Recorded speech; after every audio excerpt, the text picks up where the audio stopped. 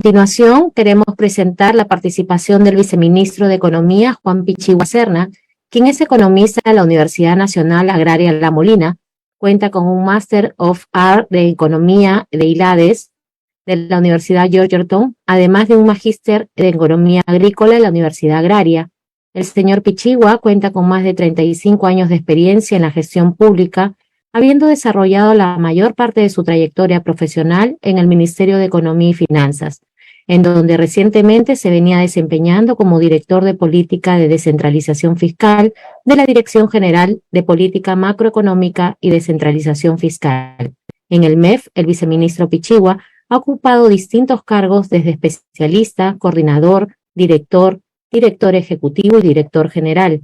También ha sido asesor del despacho del Viceministerio de Economía y en los últimos años, como director de política de descentralización fiscal, ha participado en el diseño e implementación de reformas importantes en materia de descentralización fiscal, tales como la distribución a los gobiernos regionales y locales de los recursos de canon, de los fondos compensatorios, como el FONCOR y FONCOMUN, y las reglas fiscales subnacionales. Adelante, señor viceministro Juan Pichigua. Necesito que... Ahora sí, creo. Sí, lo vemos. Ahora sí. ¿Se ve, verdad? Sí, está bien. Adelante, por favor. Listo. Bueno, en primer lugar, agradecer a Perú por la oportunidad de dirigirme para dar algunas ideas con respecto a la situación, los problemas y algunas soluciones que se puedan plantear con respecto al canon y sobrecanon petrolero y al canon gasífero, tanto de Loreto como Cusco, respectivamente.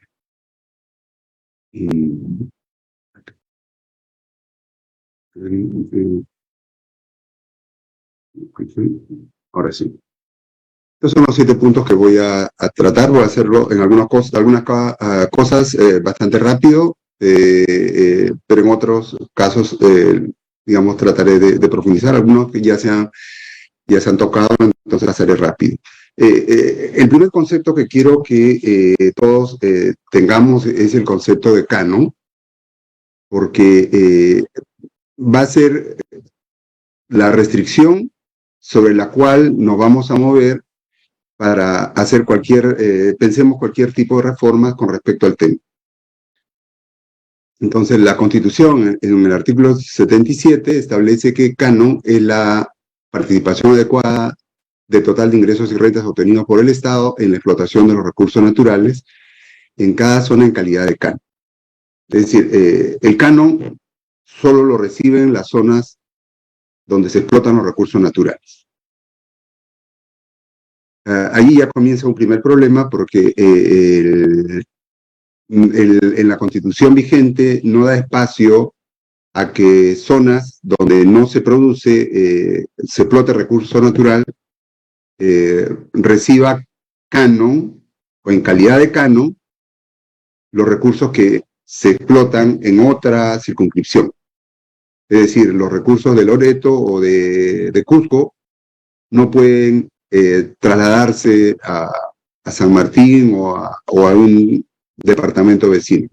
No es posible de acuerdo a la Constitución. Solo se distribuye al interior de la circunscripción donde se explota el recurso natural. El Tribunal Constitucional justifica esta regulación en tanto la población de dichas circunscripciones serán las que sufran el impacto cuando los recursos naturales se agoten. En ese sentido, el canon, de alguna manera, trata de sustituir el capital natural explotado por una alternativa de capital de otro tipo, infraestructura o cualquier tipo de capital que permita, digamos, generar oportunidad de desarrollo a la región. Simplemente sustituyes un capital natural por un capital de distinta naturaleza. Y se establece en la ley de canon, la 27506, 6 tipos de canon. Lo que estamos viendo ahora es el petrolero y el gasífero, en el cual sí es necesario profundizar un poquito más. En el caso del canon petrolero, como se mencionó, son recursos que vienen de la explotación de los recursos naturales, y la renta que se obtiene es el impuesto a la renta. En cambio, básicamente el impuesto a la renta, y obviamente también las regalías por la explotación de estos recursos. Y básicamente en el Perú 5 departamentos reciben canon petrolero, ¿no? Loreto, Ucayali, Piura, Tumbes y Huánuco por la explotación del petróleo en Puerto Ica.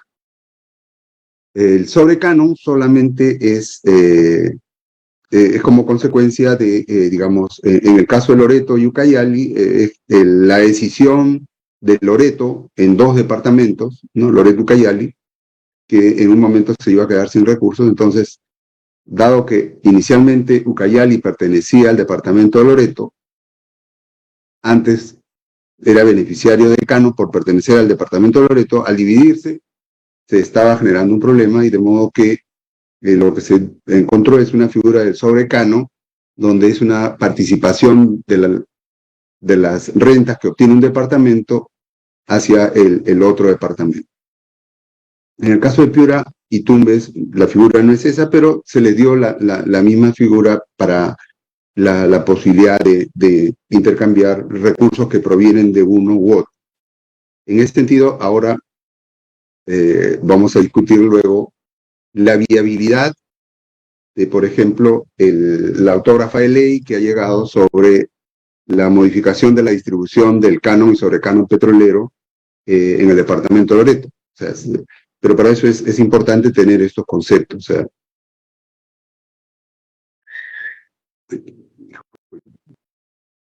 esta parte sí lo paso rápido. En el caso del canon petrolero, en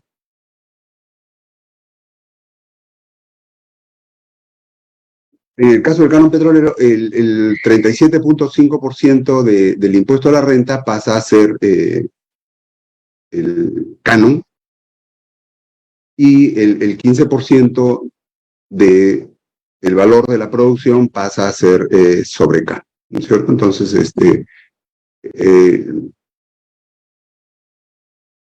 tanto canon como sobrecanon permiten, digamos, generar un fondo que se va a distribuir, pero aquí es donde se genera un primer problema, porque en el caso de los recursos de canon, la fuente son los contratos de concesión para la explotación de los recursos naturales, y en cada contrato se establecen los porcentajes de regalía que debe pagar la empresa concesionaria. Esto obviamente no tiene nada que ver con el valor de la producción, ni con las rentas, con el impuesto a la renta que se obtiene del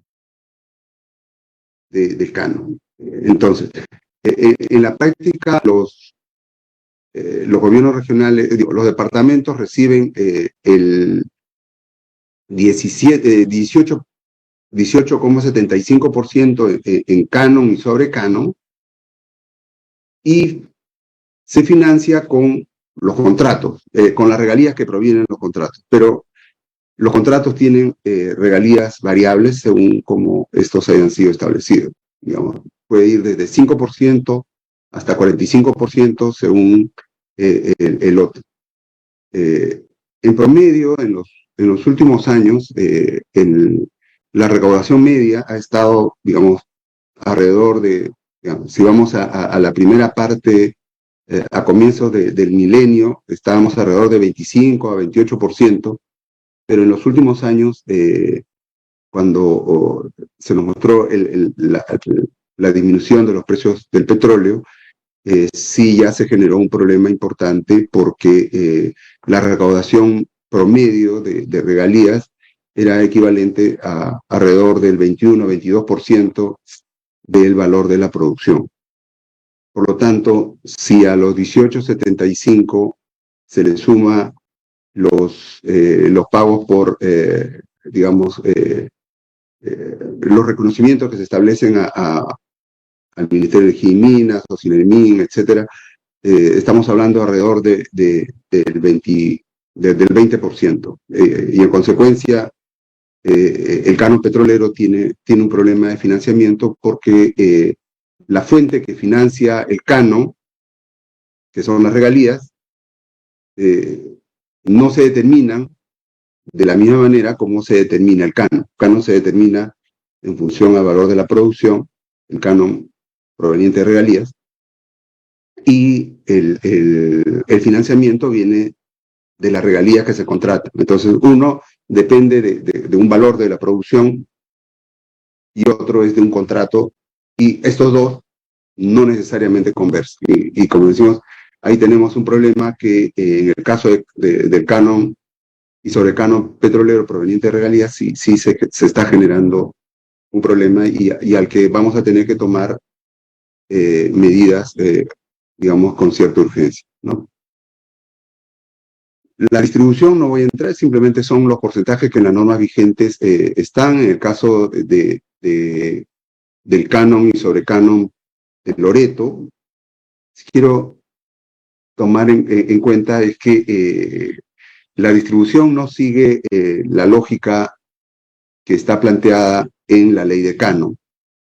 La ley de canon, recuerden que es recién del 2002, y las leyes de canon petrolero, y en particular el de Loreto, vienen de muchísimas décadas atrás, ¿no? Entonces, en esos años no se tenía el concepto de una distribución según zona de explotación, sino simplemente lo que se reconocía al departamento productor.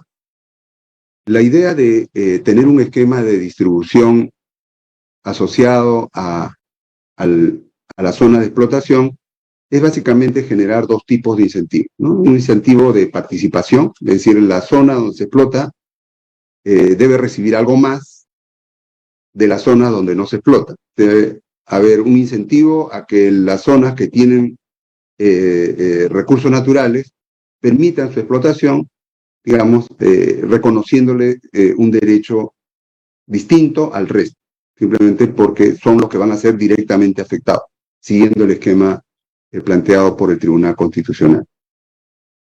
Pero por otro lado, también tiene que haber algún incentivo de autoselección, es decir, se tiene que generar incentivos para que todos participen, pero el hecho que participen otros no debe generar desincentivos a las zonas productoras. De modo que, por eso que en la distribución de la ley de canon, como vamos a ver en un momento en el canon gasífero, sí permite que, igual que por ejemplo en el caso de Ucayali, en el caso de canon de Ucayali, se permita que el distrito productor, la provincia productora y los distritos del departamento reciban. En cambio en Loreto eso no ocurre, ni en canon y menos obviamente en sobrecanon. Y ahora le voy a explicar por qué en sobrecanon es imposible. Y quiero que tomen en cuenta tanto el sobrecanon de Ucayali y el sobrecanon de Loreto, que en el caso de Loreto solo se distribuye a nivel de departamento y obviamente al gobierno regional. ¿Por qué? Porque el sobrecanon, como mencionamos antes, no se genera en ninguna de las zonas productoras de Loreto, se genera en la zona productora de Ucayali. Y lo mismo, el sobrecanon de Ucayali no se genera en ningún distrito productor de Ucayali, sino en las zonas productoras de Loreto. Por lo tanto, no se puede distribuir el sobrecanon sobre la base de zonas productoras. ¿De acuerdo? O sea, si viene de otro lado, lo que se tiene es un fondo que se distribuye en otro departamento y en consecuencia no se puede distribuir como sí se puede distribuir el canon que viene de la misma región. El sobrecanon viene de otra región. Entonces, los criterios de distribución no pueden ser las mismas. En el caso del canon gasífero, ahí básicamente tenemos dos fuentes, el impuesto a la renta, que es el 50% del impuesto a la renta, y el 50% de los contratos de licencia y de servicios por la explotación de gas. Aquí la regla de financiamiento del canon y la fuente, que son tanto el impuesto a la renta como las regalías que provienen de estos contratos de licencia, sí están articulados. ¿Por qué? Porque siempre que se recaude algo, el 50% se convierte inmediatamente en canon, es decir, ya sea impuesto a la renta o se recaude regalías, sabemos que la mitad de eso se convierte en canon. En el caso de explotación de gas, un porcentaje que correspondería al gobierno nacional va al Fondo de Defensa y de la Policía Nacional, y otra parte va al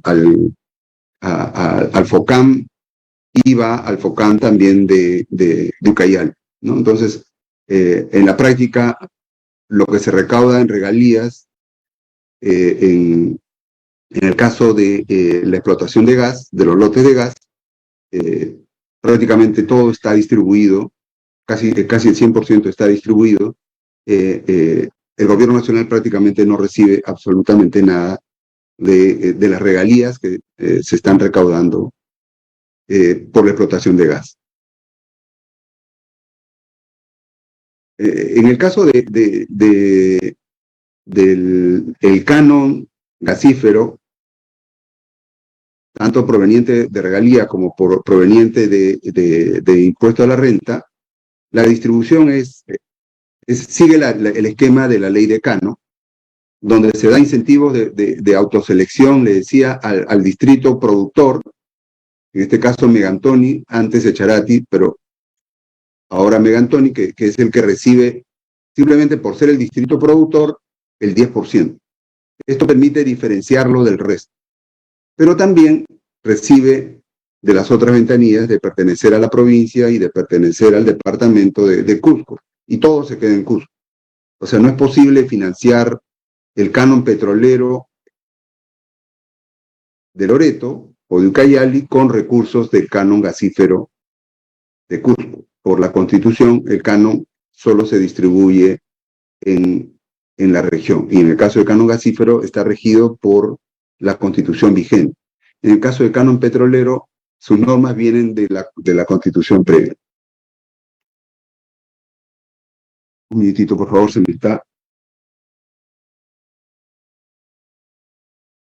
está acabando la batería. Un minutito, por favor. No, solamente para.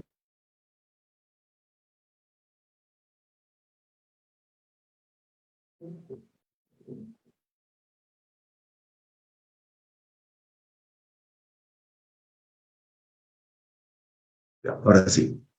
Listo. Entonces, esta distribución sigue una lógica, le decía, básicamente de incentivos de participación y de autoselección. La idea de premiar al distrito productor es que éste permita la explotación de los recursos naturales y sienta que por ser zona de explotación, zona que se va a afectar cuando los recursos se acaben directamente, digamos, tenga el incentivo para permitir que se explote los recursos naturales. Y también el hecho de que el 100% no se quede en la región, es que los recursos naturales finalmente pertenecen a toda la nación. Entonces el otro 50% se distribuye en el resto del país, digamos, de manera compensatoria.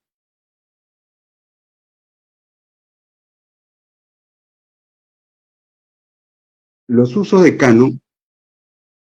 Un minutito que estoy acá. No está. Ya, no importa.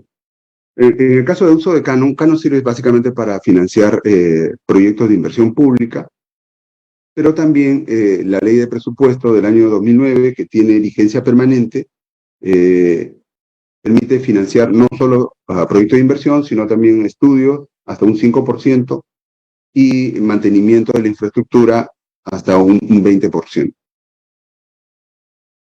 En el caso de las universidades públicas, permite financiar investigaciones, pero también financiar infraestructura para hacer investigación, ¿no? En ningún caso queda claro que los recursos de canon se pueden utilizar para pagar remuneraciones o retribuciones de ningún tipo. Es decir, las universidades tienen que pagar los salarios de sus profesores o de sus investigadores, y si quieren se puede utilizar fondos de otros tipos, por ejemplo los que tiene CONCITEC, para incentivar al investigador, para que de manera combinada con los recursos de canon se pueda financiar la investigación con canon y el incentivo al investigador con recursos que dé la universidad o que dé Concitec. Pero los recursos de canon deben servir para o la investigación o la infraestructura que permita hacer investigación. Los montos ya fueron mencionados, yo simplemente quiero pasar esto muy rápido y sí quiero concentrarme en algunas cosas que sí creo que es importante mencionar. Hay un tema que se mencionó, es la participación de las comunidades, y para eso es necesario también considerar que en la Constitución, el artículo 193 y 196 de la Constitución solo reconoce como bienes y rentas, solo reconoce al canon como bienes y rentas de los gobiernos regionales, el artículo 193, y de los gobiernos locales, en el artículo 196. Por lo tanto, si bien las comunidades existen también en la Constitución no les asigna recursos específicos de canon a las comunidades. Pero queda claro que si seguimos con los incentivos de participación y de autoselección, las comunidades son probablemente las más afectadas y las que menos participación tienen, porque efectivamente, de acuerdo a la Constitución, quien administra los recursos del Estado son los niveles de gobierno, y en este caso, los gobiernos regionales y los gobiernos locales. Entonces, lo que establece las distintas normas es que los gobiernos locales y los gobiernos regionales deben invertir en las comunidades. Sin embargo, las normas vigentes no tienen carácter vinculante.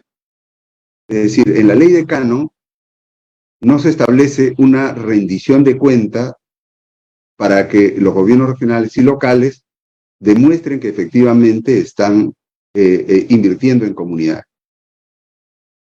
El Poder Ejecutivo, el año 2022, presentó el proyecto de ley 3101 para reformar la participación de las comunidades y hacer vinculante la inversión en estas, ¿no? Para eso lo que establece es que la Contraloría establece los mecanismos de rendición de cuentas. De modo que lo que se busca es que, así como, por ejemplo, la Contraloría hace seguimiento a cada municipalidad cuánto gasta del vaso de leche y recorre todas las municipalidades para ver cuánto gasta 360 millones de soles anuales, los 12.000 millones que hace un momento se mencionó sobre los recursos de canon que se distribuyeron el año pasado, no existe un informe regular. ¿Está bien? Entonces lo que se establece es que en este proyecto de ley, el 9% de esos 12.000 millones, digamos, poco más o cerca de 1.000 millones de soles anuales, puedan ser dirigidos hacia las comunidades, y que la Contraloría establezca el mecanismo de cómo se debe rendir cuenta de esa ejecución. El otro tema que también sería bueno tener claro es el tema de la autógrafa de ley sobre la distribución el nuevo esquema de distribución de canon y sobre canon que plantea el Congreso. Como le mencioné hace un momento, el sobrecanon son recursos que vienen de otro departamento. Entonces no se puede distribuir el sobrecanon con el criterio de zona de explotación de un departamento. Es decir, no puedo tomar la información de zona de explotación de Ucayali para distribuir en Loreto y viceversa. Por lo tanto, el artículo sobre distribución de sobrecanon es totalmente inviable. No se va a poder ejecutar porque no hay forma de cómo probar cuál es la zona de explotación en Loreto de los recursos que vienen de Ucayali y viceversa. Esto no es, digamos, no hay forma de cómo aplicar lo que dice esta norma. Pero, por otro lado, la norma también establece, a diferencia de la ley de canon permite distribuir los recursos de canon básicamente sobre la base de dos criterios, ¿no? Población y necesidades básicas insatisfechas. En la autógrafa de ley de la distribución de canon y sobrecanon petrolero, dice que se debe distribuir también utilizando los niveles de producción de hidrocarburos. El espíritu probablemente sea beneficiar a la zona de explotación, pero si pone que se debe utilizar como criterio de distribución la producción de hidrocarburos, significa que los distritos y provincias donde no se explota hidrocarburos, su participación es cero. Por lo tanto, solo debe distribuirse en los distritos y provincias donde se explota el recurso natural. No podría distribuirse en otros porque el criterio de producción petrolera es cero, por lo tanto su participación es cero, y todo se caería solamente en los distritos productores. Tampoco es viable, inaplicable, o sea, resulta inaplicable la distribución que propone el Congreso, porque si bien establece los porcentajes, ¿qué porcentaje va a ir? Entonces, cuando dice el distrito productor recibe 10%, efectivamente se queda el 10%. El 20% va a las municipalidades de la provincia, pero si en la provincia solo explota un distrito, la producción es cero en los otros distritos, por lo tanto, el único que produce se queda. Las otras provincias no producen, también es cero. O sea, el único que recibe es la provincia productora. En el departamento va a pasar exactamente lo mismo. O sea, las provincias y distritos que no producen va a ser cero, y por lo tanto los únicos que van a recibir, de acuerdo a esta ley, son los distritos productores. Entonces, esto en vez de ayudar a resolver un problema, o sea, lo vuelve primero inaplicable, porque en verdad no se puede utilizar un criterio de explotación, de producción de hidrocarburos para distribuir, porque no estamos, si fuera solamente una distribución al interior de los que producen, sí, pero en la exposición de motivos de la norma, obviamente busca otra cosa. Entonces, esta autógrafa para el Ministerio de Economía y Finanzas, por ejemplo, resulta totalmente inaplicable. El Congreso lo puede aprobar por insistencia, pero o sea, finalmente no se va a poder ni reglamentar. Bien, muchísimas gracias. Creo que con eso